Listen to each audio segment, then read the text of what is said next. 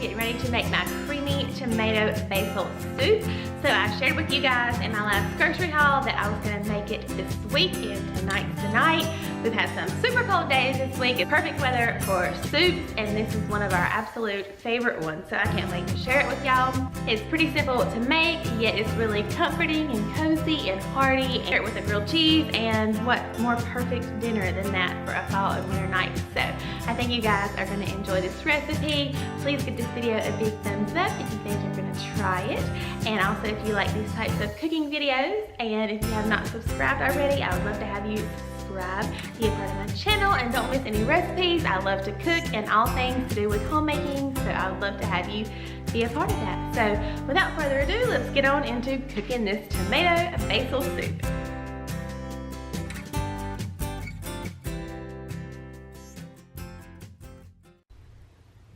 Alright, so here is a quick overview of all the ingredients you're gonna need. Got my recipe I typed up and printed out right here. I'll also have the recipe typed out below if you guys just want to copy and paste it into a Word document. Feel free to do so.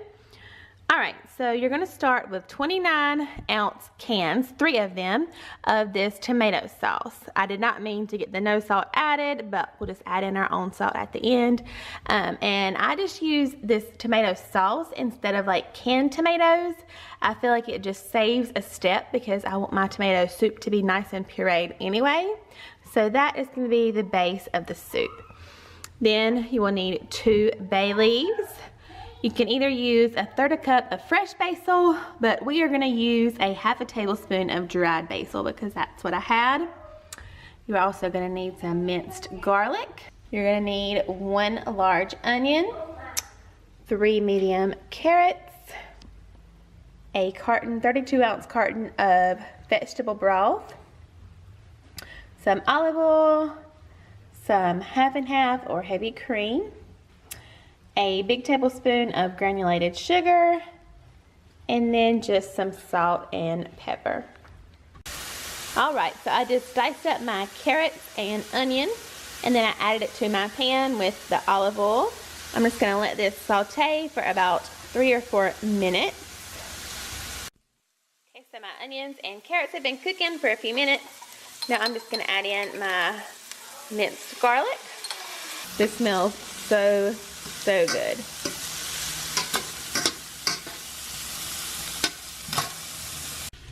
Alright, so I went ahead and turned off the heat on those carrots and onions and garlic. And now I'm going to take all of it and add it to this fancy little container right here. So for this next step, I am using an immersion blender.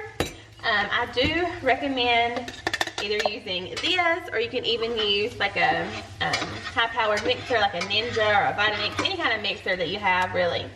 But to get that really smooth, silky texture, this works awesome. So I'll try to find some links for these on Amazon. They're not that expensive, and especially if you want to make some silky, creamy, I can't even talk, silky, creamy soups this fall and winter, then I think it's definitely a good investment. So, alright. Might have been easier if I used a spoon, but hey. Okay, so I got all those in the little container that it comes with. And I'm just going to add in just a little bit of the vegetable broth. We'll add in the rest eventually, but you just want to have some liquid in here to be able to puree it a little easier. I'm not going to make it too full so it doesn't go everywhere. If you notice, I had to put my apron on. Why I chose to wear a white shirt when I'm making tomato soup, I don't know. Like I said, doing everything backwards today apparently. Alright, so I'm just going to go ahead. Yes, you're wearing a pink shirt. So I'm just going to go ahead and give this a good puree till everything is nice and smooth. Watch out!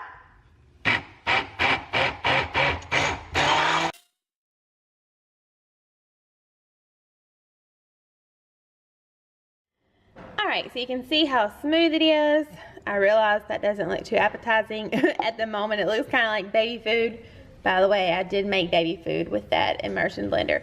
Anyway, So this actually is going to be really, really good in the soup. The sweetness from those carrots just adds a little bit of sweetness that you can't quite put your finger on. You don't ever guess that it's carrots in there. And then of course the onions and garlic just add a lot of flavor. And it's all going to be consistent and smooth. Alrighty, so next we're just going to add in the 3 cans of tomato sauce carefully.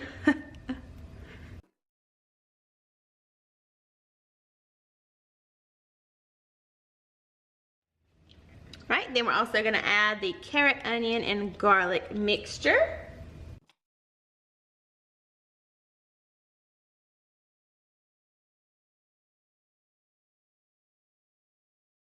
Then I'm going to add the remainder of the vegetable broth.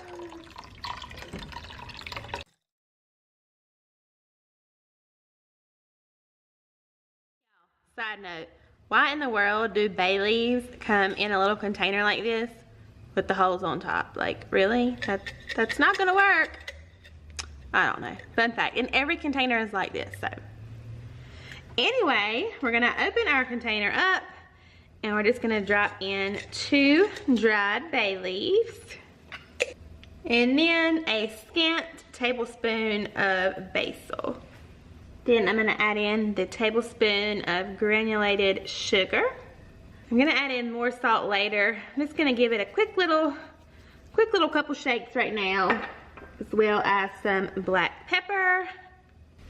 I'm gonna give that a stir. I'm gonna have it on medium. So I'm just gonna bring this up to a boil, and then I'm gonna turn it down to simmer and let it sit there about 2 to 3 hours. It'll be done after 2, but I just like for it to sit there and simmer for a while. Makes it really, really good. And that is all you do. The hardest part is just those onions and carrots and pureeing those up. But after that, it's smooth sailing. Alright, so it's coming up to a simmer right now. But I just wanted to mention, you can obviously do this in a slow cooker as well if you're not going to be home for 3 hours while it's simmering on your stove. So I would just put it in a crock pot and just basically let it heat up and, you know, cook for a couple hours. I would just say 2 or 3 hours in the crock pot is long enough too. Alright, so I've had my soup simmering for a few hours. So I'm just going to go ahead and remove the 2 bay leaves. Last but not least, I'm just going to take some half and half or heavy cream. Half and half is just what I had on hand. And you can do it to taste. Just put probably a half a cup in there.